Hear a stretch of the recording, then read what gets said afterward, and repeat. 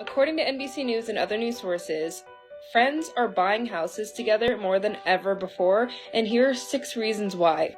Whether or not you're making a 6-figure salary, that's just not enough money anymore. Pooled resources means that you can buy a more substantial home than you would have been able to afford on your own.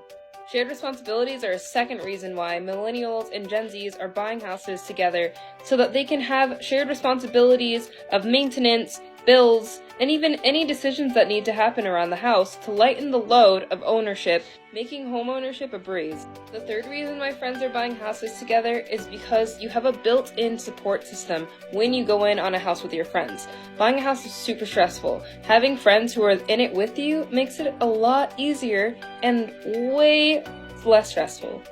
This new generation is all about building wealth.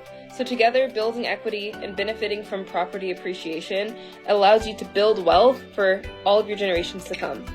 The fifth reason is that co-ownership allows flexibility, whether you're going to all live in the house together or Airbnb the house out to make more money. And lastly, companies like Nestment allows co-buying to be very simple, helping you every step of the way and guiding you through the process as you create an LLC to make your dreams a reality.